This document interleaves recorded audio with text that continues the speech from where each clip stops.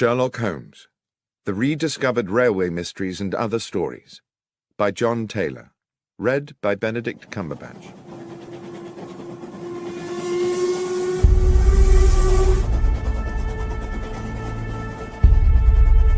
An Inscrutable Masquerade.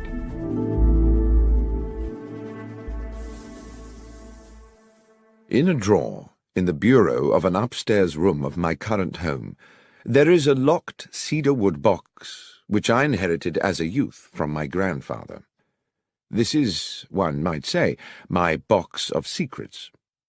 When I was young, it contained the treasures of boyhood, a catapult, a lump of beeswax, the carapace of a crab. For many years since, it has been the repository of an archive, admittedly a ragged and disordered archive, a collection of notes and scribblings concerning some of the many cases of my lifelong friend, the consulting detective Sherlock Holmes, which, for one reason or another, I never took the trouble to write into proper reports. Having had recently a little time on my hands, I reopened this box of yellowing notebooks, and it seemed to me that several of the cases, given the ocean of time between those events and the present day, would now bear telling. And I begin by chronicling an adventure which I may have dismissed for several reasons, not because it lacked baffling and intriguing elements, on the contrary, but mostly, I think, because it was, for me personally, such a dizzying and distressing experience. It was a Wednesday evening in July, at the end of a day of strait-jacketing heat, and I sat next to the open window of our parlour at Baker Street, drinking in the air and hoping for the liberating ripple of a breeze. The newspaper on my lap reported the release from police custody of a known criminal, Tobias Organ, arrested some days previously for the murder of Max Zimmerman, a moneylender shot through the head in his small apartment in Wardour Street. In the end, there had been insufficient evidence to charge Organ with murder, even though the police clearly thought him culpable. Strangely enough, I had once met Organ myself. He had come to me as a patient suffering, as I recall, from a severe lesion to the lower back, which he maintained had been caused by a fall against a metal stanchion, but which I had little doubt was in fact a stab wound. My diagnosis was supported, I believe, by his barely veiled threat that I should under no circumstances make known his injury to anyone else. He had an unforgettable, menacing way with him, and I had felt immense relief when he left my surgery. I'd been looking forward to discussing the Organ case with Holmes, who would certainly have some views on the subject, but when he finally appeared for dinner he was irritable and uncommunicative, and from these symptoms I guessed him to be in the process of some taxing mental work.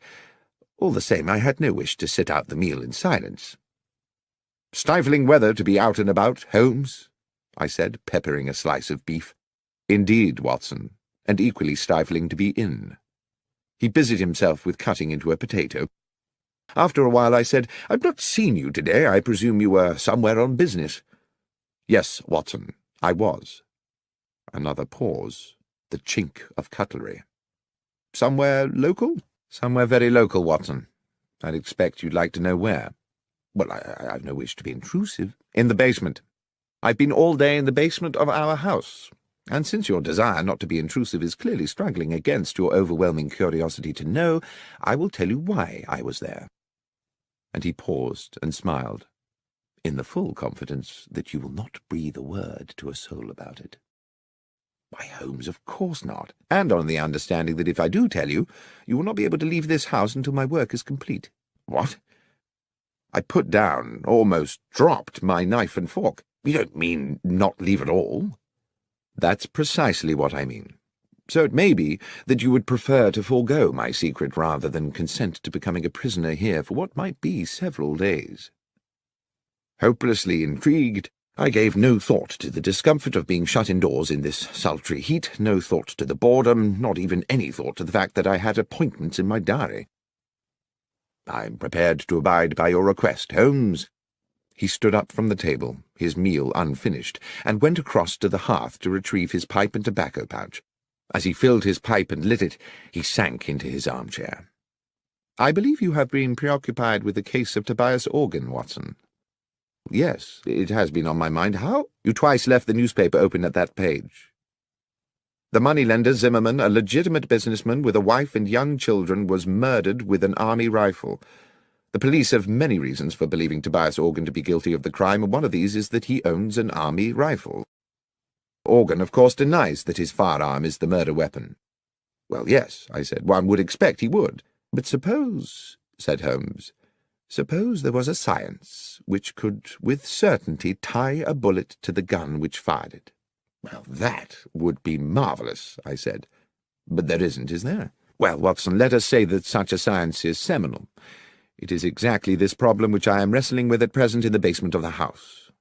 I've set up a laboratory of sorts down there where I can conduct some experiments. Progress is promising, and if the results are as I expect, they will certainly send Tobias Organ to the gallows. But Organ is an utterly ruthless villain, undoubtedly guilty of a number of murders, but devious enough always to palm them off on others. If he were to gain even an inkling of my work, we would be in the utmost danger. I can see that you would be in danger, Holmes, but how might I be? As I say, Watson, Organ is ruthless. To get at any enemy, his favourite trick is to abduct someone close to his adversary, often with, I'm afraid, horrific consequences. You know too much now, and since I'm not prepared to put you at risk in that way, I fear you must sit it out in these apartments. You must not answer the door, you must stay away from the windows, no visitors. You must lead the life of a prisoner until such time as this matter is settled. Well, I said, it might be good for me. I have a medical paper to write, and the period of confinement might induce me to keep my nose to my studies. Excellent, Watson. I'm sure your sacrifice will not be in vain. I really did not see myself sacrificing very much at all. I spent the evening cancelling all appointments of the following week, and went to bed rather looking forward to a few days of fruitful incarceration. The morning found me in a hopeful mood in what appeared to be an empty house. Holmes, I presumed, had already descended to his basement laboratory. Our landlady, Mrs. Hudson, had left me a pleasant, cold breakfast, an indication that she herself had had to leave the house early. The day, while already warm and bright, had not yet begun to turn oppressive. The clock over the hearth ticked slowly as I settled down to my books, experiencing for the first time since my student years some of the quiet ecstasy of study. By midday, the room had become hot. My concentration meandered, and thirst plagued me. I wandered downstairs to Mrs. Hudson's apartment and found her still absent, so I proceeded down to the basement to ask Holmes whether he knew what arrangements had been made for lunch. The door to the basement was shut, and when I tried the handle, I found it to be locked. From within, I could hear the occasional crack of what sounded like a gun being fired, and the grind of metal on metal like ball bearings rolling round an iron bowl. "Holmes, are you there? Watson, what are you doing here?" "I'm in the process of an investigation." "Indeed?" "Yes, I'm trying to find out what's happening about luncheon." "You'll have to prepare something for yourself," he called back. "I'm afraid I've sent Mrs. Hudson away. I cannot risk the lives of innocent people. And Watson, be so good as to keep away from the basement. Confine yourself to our own rooms and to the kitchen. There's a good fellow." "Very well, Holmes, but—" "Yes?" "I really would very much like a newspaper." "I'm afraid you must do without. Neither of us can take the chance of leaving here until this business is complete. Now, please, let me get on." I trundled to the kitchen. I managed to find myself some bread and cheese, which I took back upstairs. Our rooms were now very hot, and since I was forbidden to sit near the window, I ate my luncheon over my books, dropping crumbs into the creases of Gray's Anatomy and beginning to feel restless. After lunch, I managed to force myself to a little more work, but by 3 o'clock had fallen asleep in the armchair. I woke to hear the sounds of evening traffic moving along Baker Street. I listened with something like envy to the busy hubbub of those who were free to come and go, who had families to return to, and simple feasts awaiting them at convivial tables. My lot seemed bleak by comparison. Holmes did not emerge from his infernal basement, and Mrs. Hudson did not appear with an evening meal. I cannot recall how the rest of the evening passed. The heat absorbed during the day by London's pavements now radiated back to thicken the evening air. The world outside, of which I had no news, became gradually silent, and I, hungry and disconsolate, went finally to bed. The next morning, after a makeshift breakfast, I got down to some work, and was well into the argument of the paper I was writing, when I began to realize that the room was again beginning to become airless and oven-like. Determined not to succumb to lethargy as I had the previous afternoon, I decided that despite Holmes's strict embargo on going near the window, I simply must have some air. As I raised the sash, I saw a cab approaching along Baker Street and stopping directly beneath the window. The passenger who stepped out was Nicholas Cartwright, an old university friend now writing for the Times. I hadn't seen him for a couple of months, and he seemed about to pay a surprise visit. Desperate as I was for company, I could not forget the promise I had made to Holmes to admit no visitors. The doorbell rang. My first idea was to wait for Cartwright to give up and go away, but there quickly came a second ring, and with it a call from the street through the now open window. "Watson!" A note of anxiety in his voice suggesting that all was not well. Cartwright was a good friend. I did not see how I could linger there pretending to be deaf when he might be in need of my help. I dashed down the stairs and opened the front door. "Watson, so pleased to have found you." The statement immediately struck me as odd, as did Cartwright's whole demeanour, but mindful of the proximity of Holmes in his makeshift laboratory, I whispered, "Look, old chap, odd things are going on. Come up, as quietly as you can. I'll explain there." A sudden sharp crack issued from the depths of the house, and I hoped that, preoccupied as he was, Holmes would have no inkling of the presence of my visitor. As we entered the parlour and shut the door, Cartwright said, "Watson, I've been worried about you. I didn't even know if I'd find you here." "Worried?" "Yes. The story in the Gazette regarding yourself and Mr. Holmes. Did you know it was in the papers?" "Cartwright, I haven't the least idea what you're talking about, and as for newspapers, I haven't seen one in days.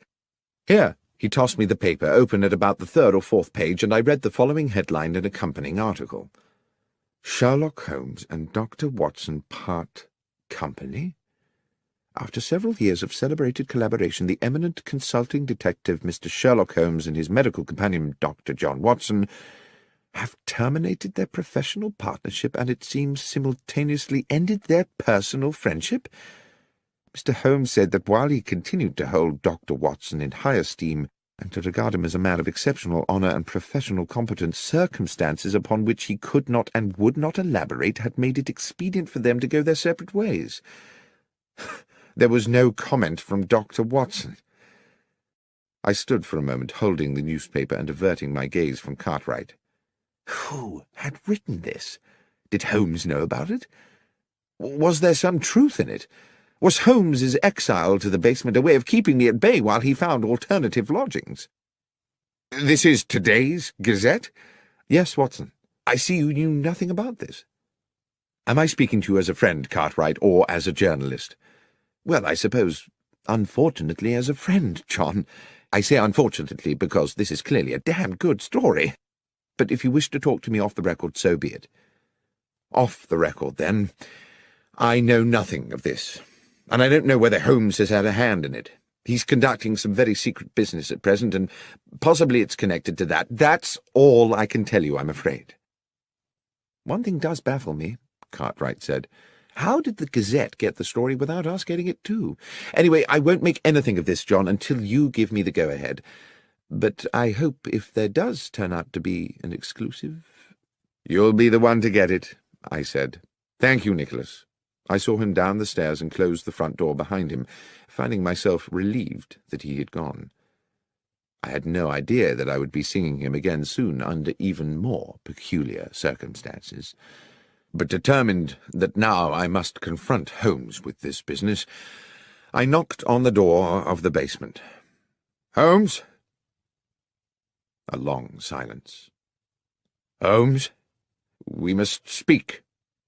"Not now, Watson." "Holmes, there's something I must discuss with you urgently. Something in the newspaper." There was a scuffling and the basement door opened. "Newspaper? How did you get a newspaper?" Cartwright called. He'd seen an article— "Yes," Holmes interrupted. "Yes, the article. I dare say you would appreciate an explanation. Give me half an hour." A little later we sat opposite one another in our sitting-room. The evening was still close and oppressive. "The newspaper article," said Holmes, "was an unfortunate necessity. I hope it has not caused you too much embarrassment, Watson, and when this business is finished, all will be rectified." "But why?" I said. "Report us as having quarrelled." "Bear with me, Watson, I beg of you. As you know, I have tried to keep my work here secret, but how certain can one be of that? The police are involved in these matters and are aware of my experiments, and who knows whether some junior or even senior member of the force is not in league with that utterly ruthless villain. Now, having been alerted to that newspaper report, might it not be the case that Tobias Organ would assume that you were no longer in London? At any rate, he would certainly be likely to assume you were no longer sharing these premises with me." "You gave the story to the Gazette to protect me?" "Yes, Watson. That was my purpose." "I just wish that you'd consulted me first." "You were not supposed even to know about it, Watson.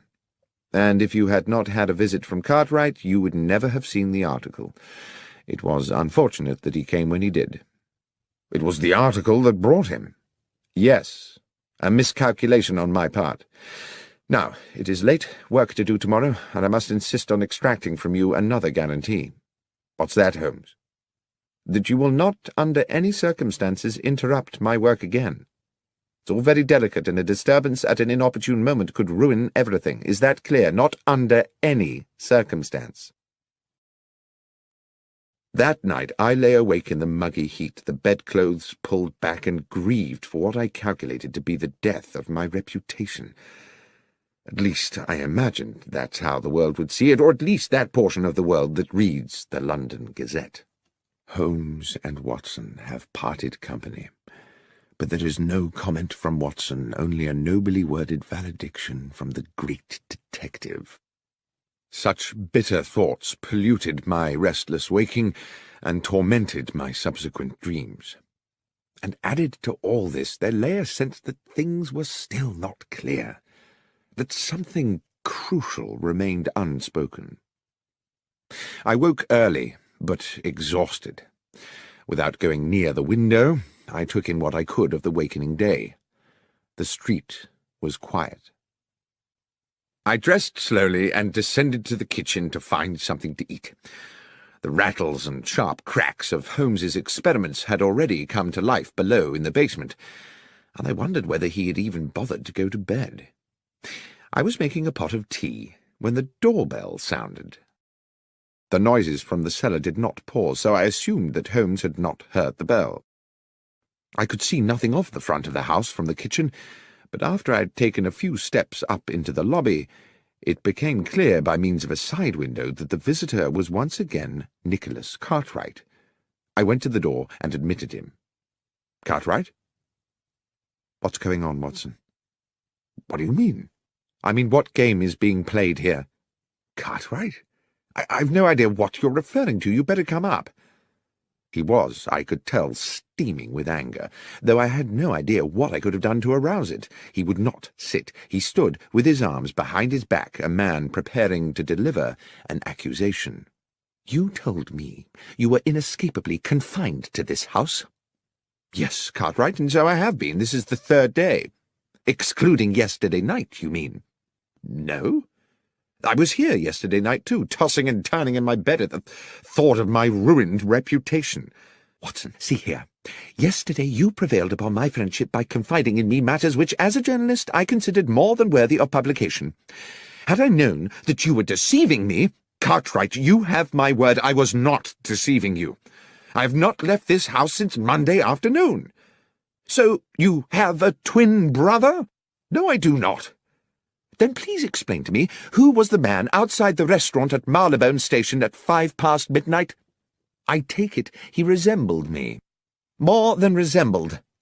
"I do hope you're being truthful with me, Watson." I could see that his suspicions were not allayed. I even began to wonder whether my restless period of waking the previous night had itself been a dream, and whether I had been sleepwalking.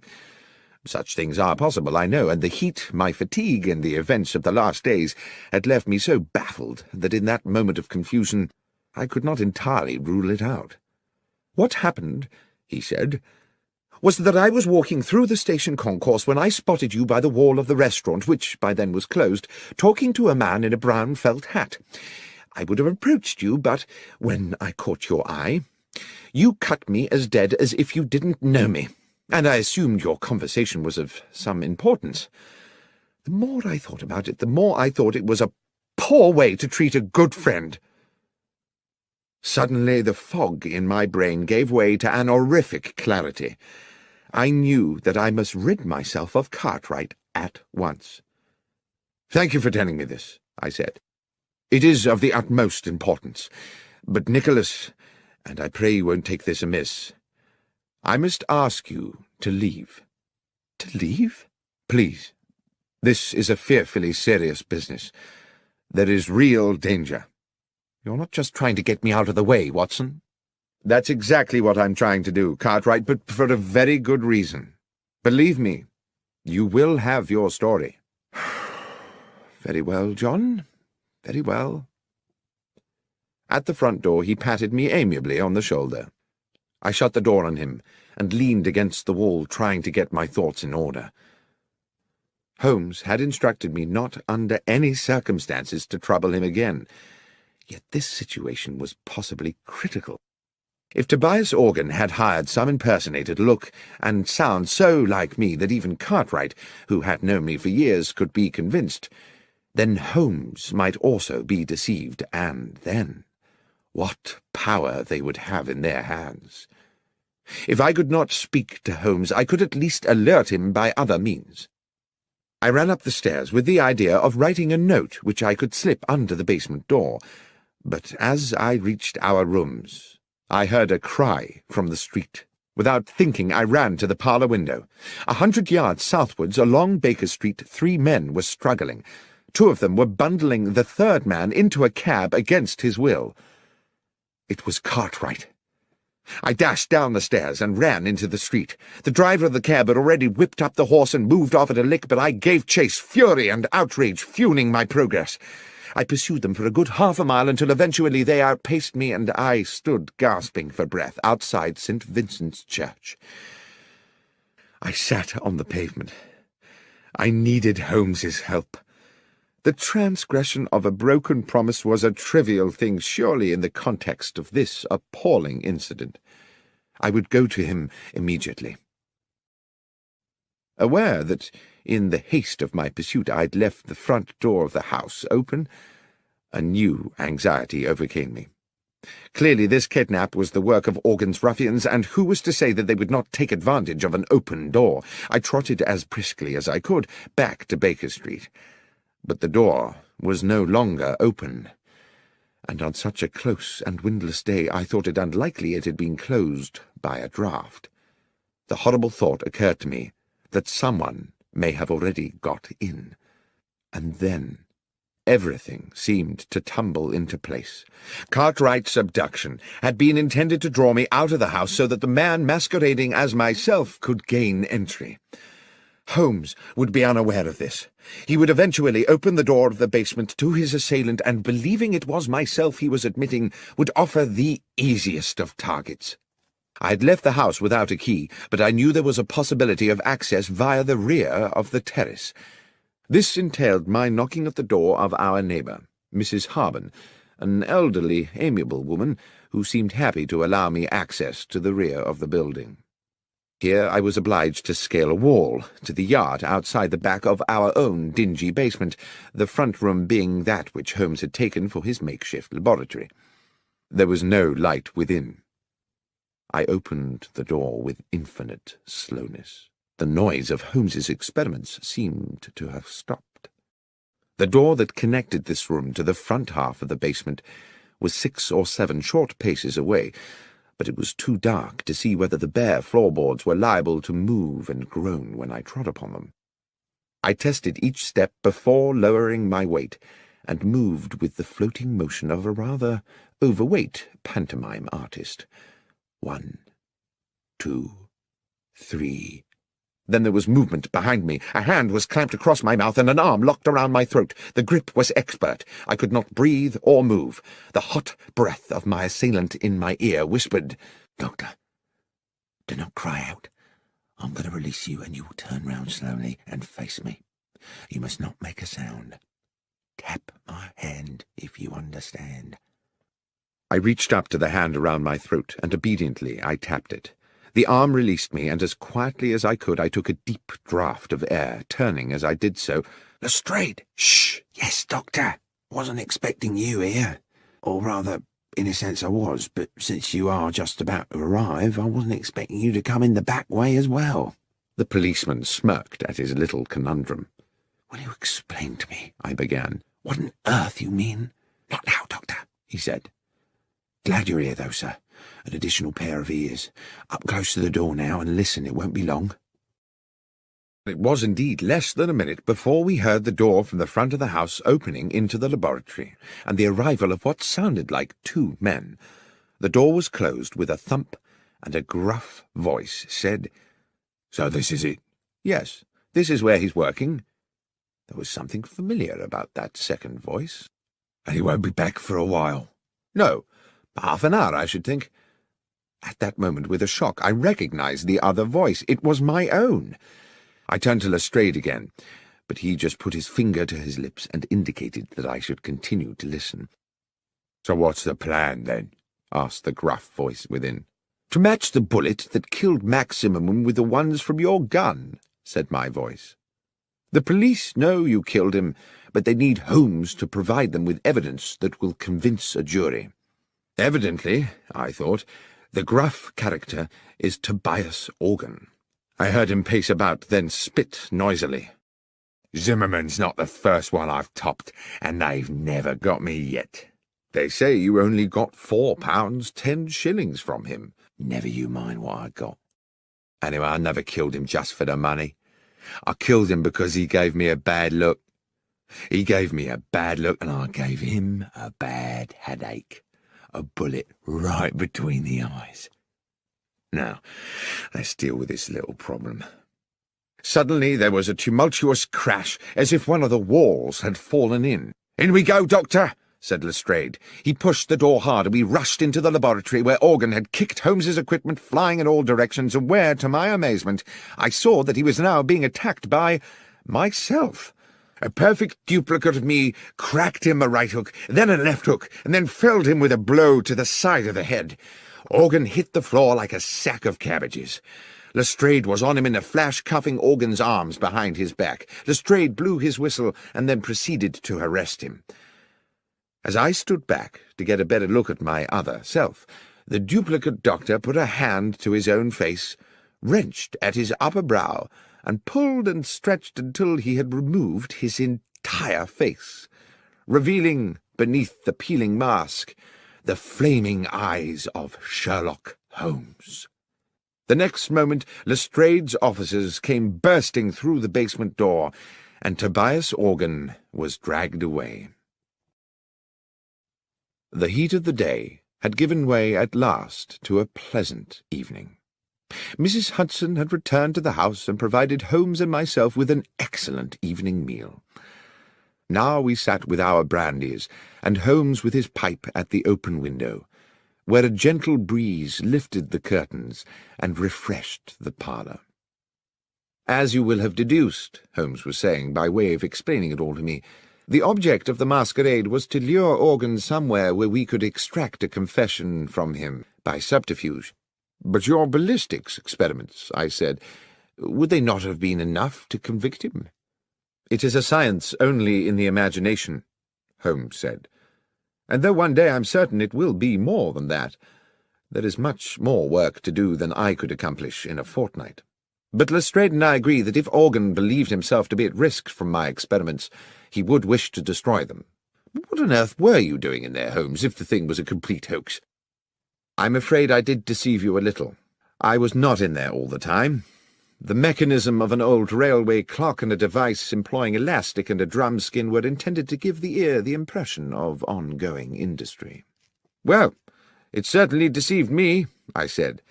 "But was it really necessary for me to be incarcerated for the duration?" "I'm afraid so, my friend. If Organ, through one of his spies, had got wind that there were two Watsons, the trick would not have worked. What's more, it was necessary for him to believe that you and I had quarrelled, and therefore that the good Dr. Watson might be in the market for a bit of betrayal. Unfortunately, your friend Cartwright saw me meeting Organ's accomplice at Marylebone Station, and almost let the cat out of the bag.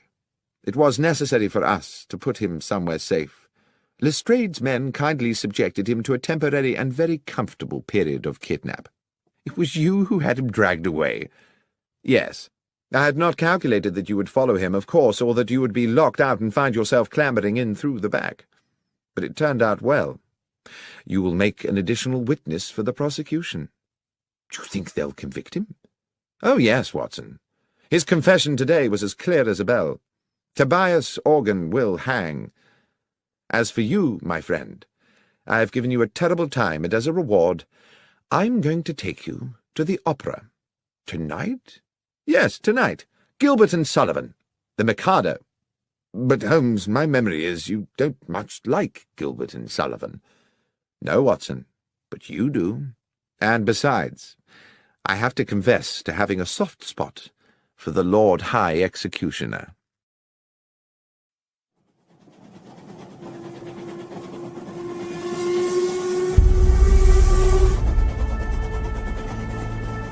The Conundrum of Coach 13. On an October morning, when rain streamed from the black clouds that swept above our Baker Street lodgings, I found my friend Sherlock Holmes in a similarly overcast mood. He had not had a case in weeks, not at least what he called a decent case, and he had been huffing and puffing about the house for 2 days. It was with some relief to both of us, therefore, that we heard the slowing approach of a cab in the street outside, and both moved eagerly to the window. The hansom did indeed stop directly beside our door, and, after a moment, a large and finely dressed middle-aged gentleman emerged into the downpour, paid his fare, and rang our doorbell. Holmes was smiling. Now, what could make a rich American so distressed, Watson, that he would come pell-mell here to us from Paddington? "An American?" I said, drawn irresistibly, as usual, into Holmes's tantalizing games. "Certainly, and I think a formidable character." "And do you wish to tell me how you deduce all that, Holmes?" "I deduce his distress and his nationality from the fact that he just tried to pay the cabby in American dollars before recalling which pocket held his pounds sterling. As for his coming from Paddington, that was the easiest of all, for the driver of the hansom is Henry Brown. I'm surprised you do not recognize him, who always works from the Paddington rank. As ever, Watson, I apologize for the banality of these observations, but you did ask." By now there were footsteps on the stairs, as Mrs. Hudson escorted the visitor to our apartment. While I inwardly delighted to note that my friend had returned to his amiable best in anticipation of a new challenge, I found myself praying that it would be a challenge worthy of his powers and his pent-up energies. No sooner had the door opened than the huge, rotund figure of our visitor, bright in a cream suit, burst into the room like an actor onto a stage, determined to establish his character instantly. "Mr. Holmes!" boomed the American voice as both his arms swept forward to grasp my right hand. "Benedict Masterson! What a great privilege to meet you!"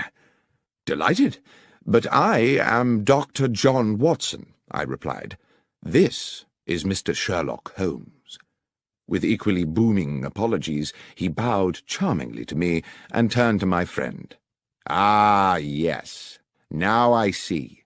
Unmistakable, unmistakable."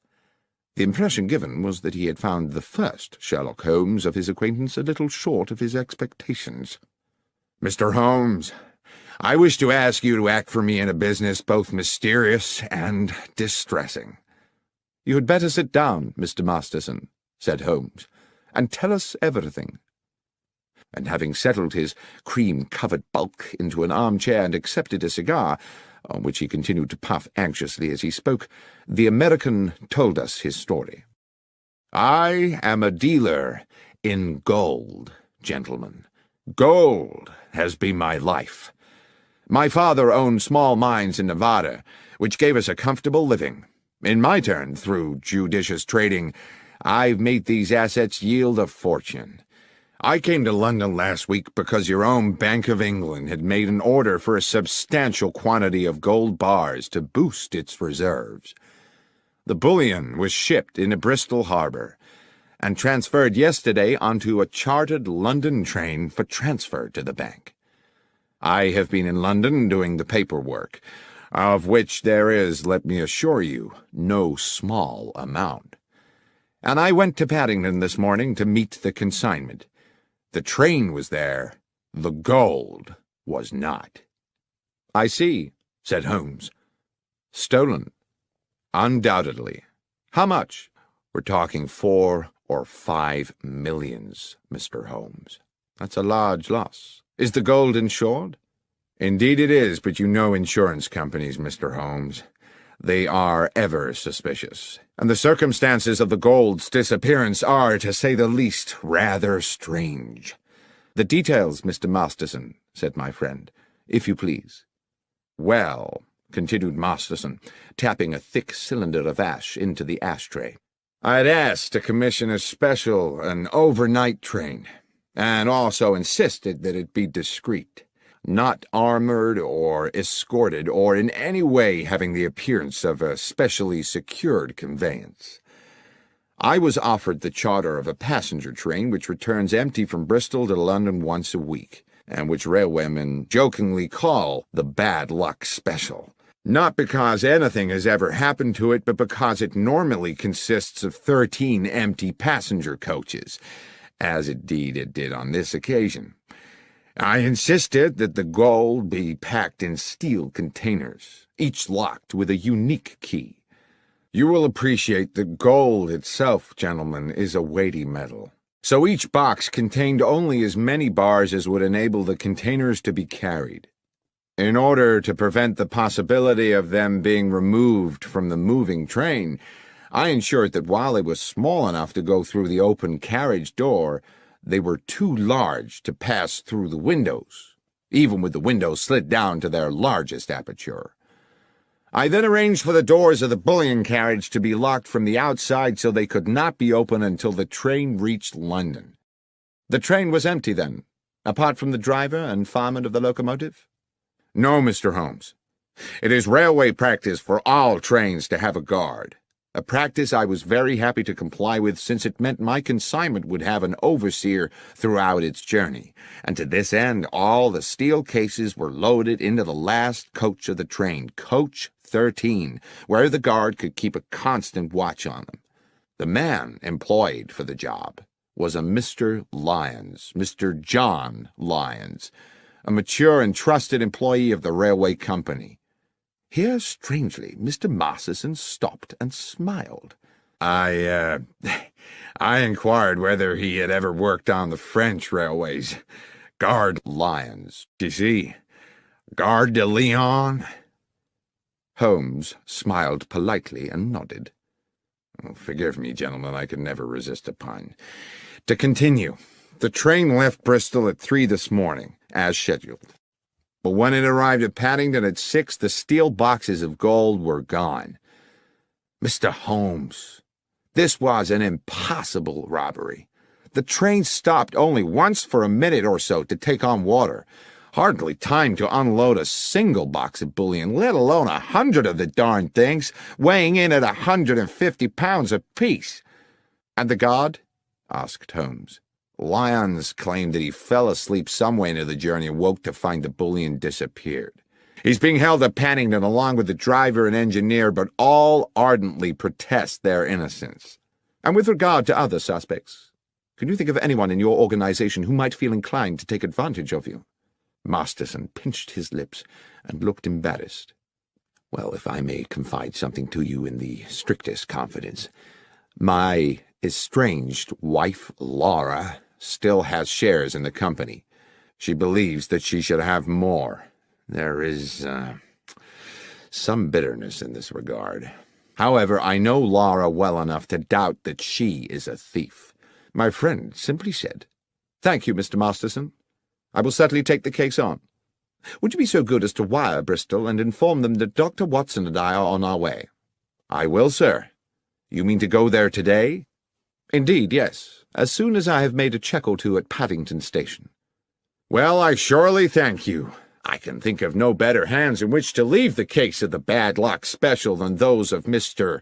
Sherlock Holmes." Holmes did not smile. "I never leave anything to chance, Mr. Masterson. Perspicacity and reason are the tools I employ." "Forgive me, Mr. Holmes. As I say, I am fatally attracted to puns." "We will keep you in touch," Holmes said, "with all developments." Within half an hour we were at Paddington, but before boarding the Bristol train, Holmes wished to make certain that the so-called bad luck special was secure. The train had been shunted into a siding, and we were relieved to find that police responsibility for the case had fallen to Inspector Stanley Hopkins, a young but ambitious detective with whom Holmes and myself had had numerous dealings in the past. Hearing that we were being engaged by Mr. Benedict Masterson, the inspector agreed to watch over the train and make sure it remained undisturbed until our return to London. It was still raining when we arrived at Bristol, where we met the station foreman, George Willits, an amiable man in his 50s, who gave the comforting impression of having been in his job for a lifetime and knowing the whole business inside out. Willits had been on duty the previous night and took us directly to the goods platform from which the bullion train had left. Though he did his best to be of assistance, he looked painfully weary. "I apologise to you gents for my appearance," he said, "but I was on night shift last night seeing out the special. I was just about to go off when the message came from London about the theft, so I've not yet been home to bed." "We won't keep you long, Willits," Holmes said. "I understand you were here when the bullion boxes were being loaded." "I was, sir. I supervised them myself. Watched them being lifted into the guard's carriage at this very spot, before I sent the signal to bring in the rest of the train." "The guard's coach was not connected to the train while it was loaded." "That's right, sir. The rest of the train was shunted out of the siding and coupled up just before she was due to leave." "And who brought her in?" "Tommy Marriott, the engineer, and his fireman, Pat McGlinchey." "Old hands?" "Not quite so much a fixture as myself, Mr. Holmes, but they've been around the best part of 10 years. They're sound men." "Good. Now, if you'll bear with me a little longer, Willits, I'd like to ask you a little more about the gold itself. How many men were involved in loading the carriage?" "Well, sir, it was quite some operation. It took 4 men to load each box, 2 inside the carriage, 2 outside. Damn heavy things, if you'll excuse me, sir. Over 100 weight apiece, and damn awkward squeezing them through them narrow doors. It was a hell of a job." "And how long would you say the whole business took?" "It was about midnight when they started, and about 2:15 by the time they finished, so almost 80 minutes. "And after it was loaded, was there any delay before departure?" "No, sir. The rest of the train, as I say, was reversed in from the siding. John Lyons, the guard, got aboard, and the door of the guard's coach was locked from without, sir, as per our instructions." "One final question, Willits, if I may. I'm informed the train stopped en route." "Yes, sir. She was scheduled to hold up for a minute or so at Swindon to take on water." "It stopped for no longer than that, and at no other time?" "No, sir. The signalman would know for sure if she'd been held over for more than a minute, and that's already been checked." Holmes seemed to pause for a moment while he considered all this information, and then he said, "Willits, I am most grateful for your detailed and, I have no doubt, accurate recollections. Now, if you will excuse us, Dr. Watson and I will take the next train back to London and leave you to go home and get some sleep." Inspector Hopkins was at Paddington when we arrived, and Holmes immediately requested that he arrange for us to speak to the railwayman who had commandeered the bad luck special on the previous night, Marriott and McGlinchey, the engineer and fireman, and the guard, Lyons. In a dark office of the railwayman's quarters, on one of the grimmer outer platforms of Paddington Station, The three men sat disconsolately on rickety wooden chairs. It occurred to me that they had by now been detained in this dismal place for several hours, and when Holmes and I were introduced to Lyons, he barely had the energy to nod to us. But he did speak, his words almost drowned in the muffler which half covered his mouth. "I dare say you think me a thief, Mr. Holmes, from what you'll have heard. I'm not, sir, but what I have done is derelict my duty, so maybe I deserve what's coming." "I want to assure you, Mr. Lyons," Holmes said, "that my intention here is to uncover the truth, and uncover it I will. If you are, as you say, innocent of any crime, you have nothing to fear from the law. But tell me how you think you failed in your duty." "Well, I were meant to keep me eye on the shipment, sir, weren't I? But I fell asleep. It's not something I make a habit of, but this time I did." "And woke to find the bullion gone?" "A nightmare, sir. I suppose I should have stopped the train with a pull cord, but I was in a bit of a daze." "How long do you think you slept?" "I've thought about that, sir. I remember us passing through the White Horse Valley just before Swindon, and when I woke up, we were about 10 miles out of it and past the Lumsey Water Tower." Holmes looked towards the fireman McGlinchey, a plump man with rich black curls. "When you stopped to fill the tank, did you notice anything odd?" "No, sir. It was a dark night, and there were no lights there save the fire from the boiler. You couldn't see 20 feet beyond the train." Holmes turned back to Lyons. "I would like you to describe to me the events of yesterday evening." "Well, sir, I wasn't due to start my shift until 1 in the morning, so around about 12 I had a brown ale in the railwayman's canteen and collected some sandwiches and a can of tea for the journey." "Just tea and sandwiches?" "Yes, sir, and a piece of seed cake, if that's not too much detail." "There is no such thing as too much detail. Please continue with your story." "Well, at about 1:30 I made my way over to the goods platform. They just finished loading the bullion into the end carriage, and the other part of the train had been brought in and coupled up. A gentleman in a suit gave us final instructions. To the engineer and fireman Tommy and Pat here, he said the train was cleared to London, with just the one brief water stop which was under no circumstances to take more than 3 minutes, and if there should be an emergency they weren't to leave the cab. At that point they locked me in with the gold, and at exactly 2 a.m. we were on our way. About a half hour after, I had me sandwiches and a few swigs of tea. It were a clear night, and I sat by one of the windows and watched the stars, contented with everything, sir. That's when I must have dozed, and, well, what happened after that you know." "Thank you, Lyons," said Holmes. Then he turned to young Inspector Hopkins with a new fierce gleam in his eye. "If we may, Hopkins, I should now like to inspect the train." We made our way along the track to the engine sheds, and after checking the locomotive, searched through each of the 13 coaches, whose number I carefully counted myself, until we arrived at the last, the guard's coach, in which the gold had been transported. "Now I have been assured," Holmes said to Hopkins, "that the doors of this coach were locked from the outside for the duration of the journey." "Yes, Mr. Holmes." "Yet it was possible to move along the train through the coaches via the connecting doors?" "Yes." "And what of the other coaches?" "I checked them. Their outer doors were all locked too, but it would have been impossible anyway for the thieves to have moved the containers along the train to jettison them from another carriage. The boxes of gold were too big to pass through the connecting doors. All that had been carefully calculated." "But is it quite certain," I ventured, "that the boxes could not have been opened and the gold removed bar by bar?" "Quite certain," said Hopkins. "Not without the original keys.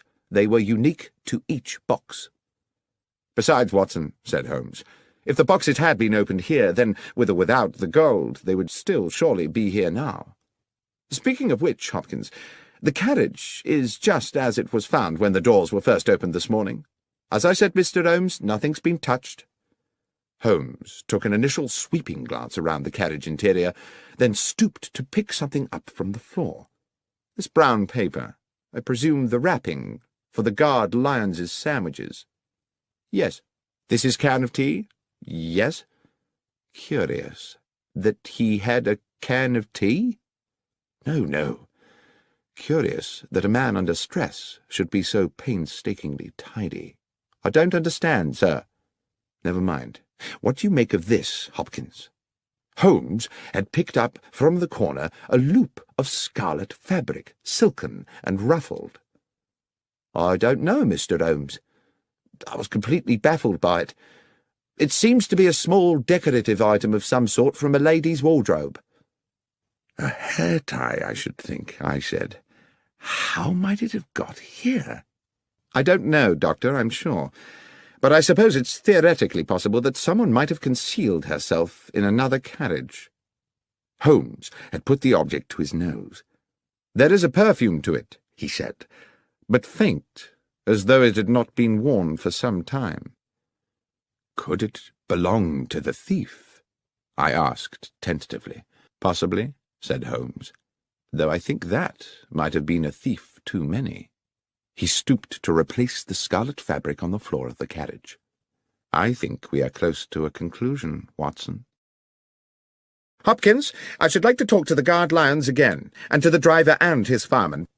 Please make sure that there is at least one other police officer present, and we must be sure to invite Mr. Benedict Masterson to our little denouement, since he's been kind enough to pay the fee for this investigation. By the time Masterson arrived, the clock was approaching 9, and we sat in the old mess-room bathed in dingy yellow gaslight.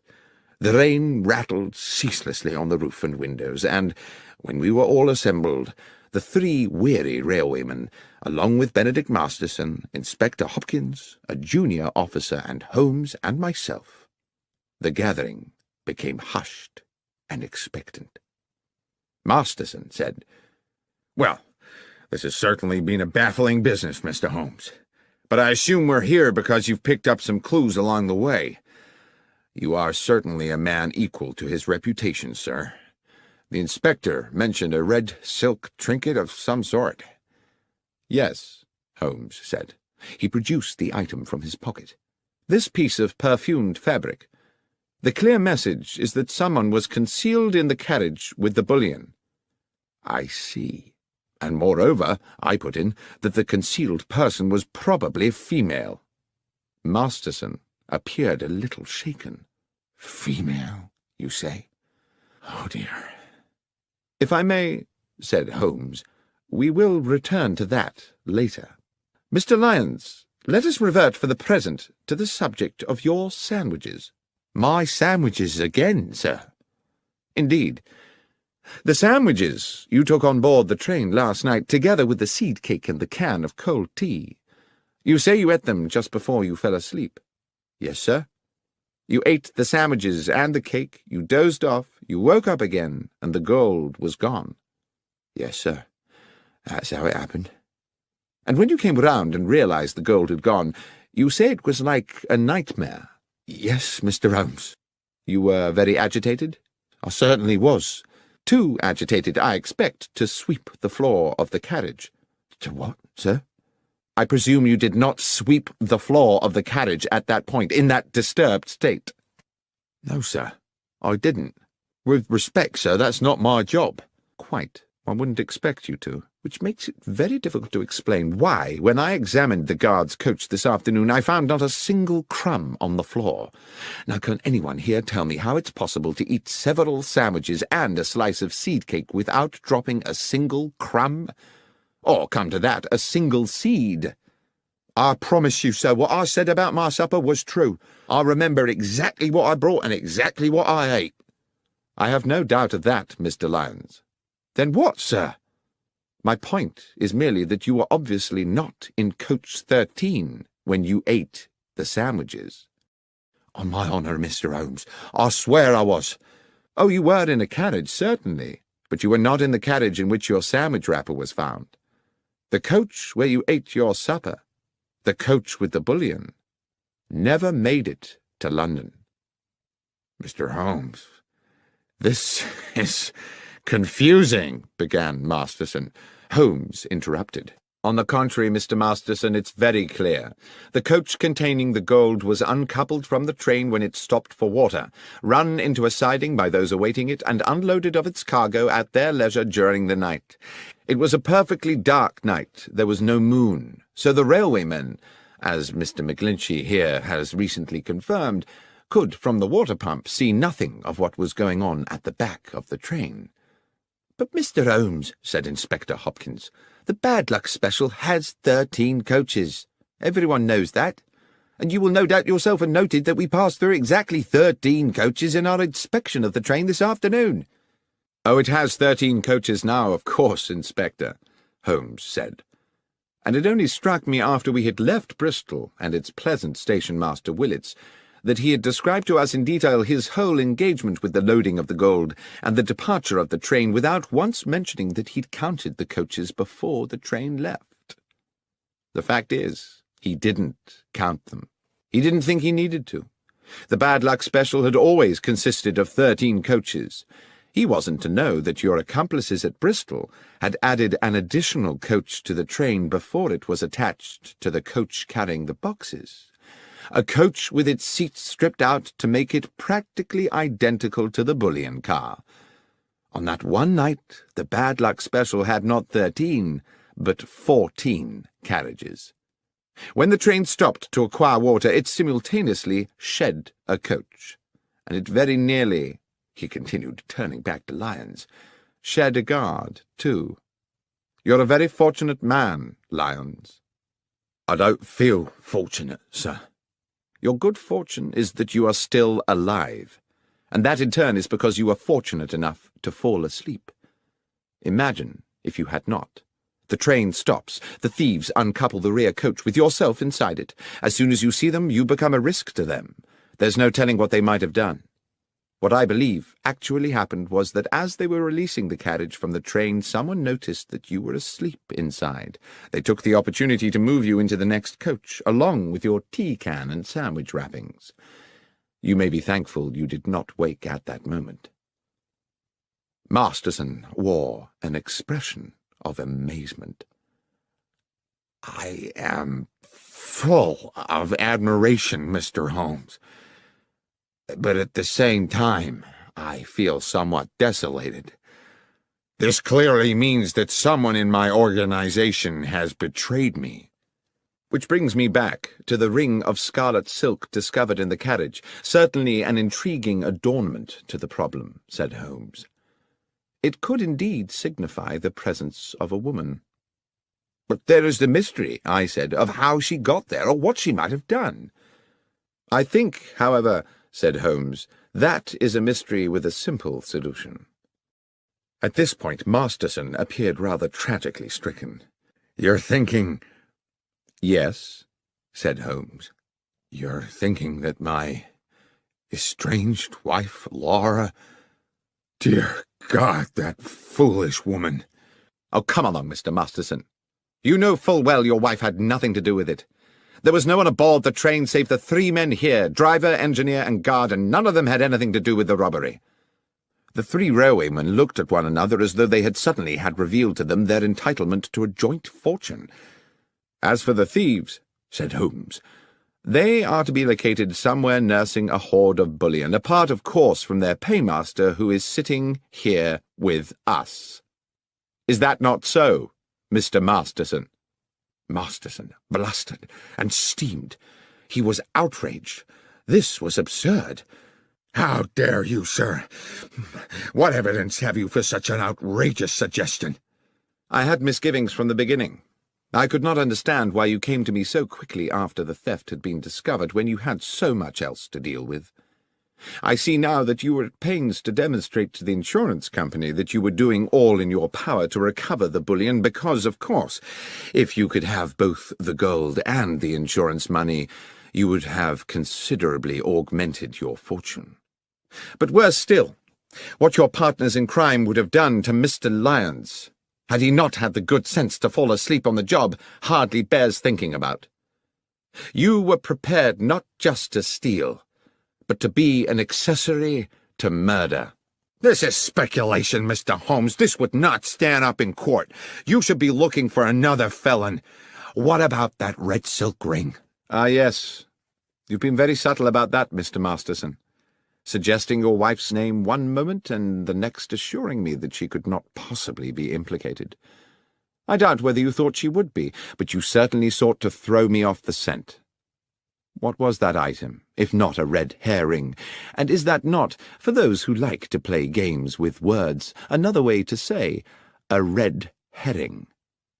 What fun you no doubt planned to have with that joke, Mr. Masterson, had you got away with this business.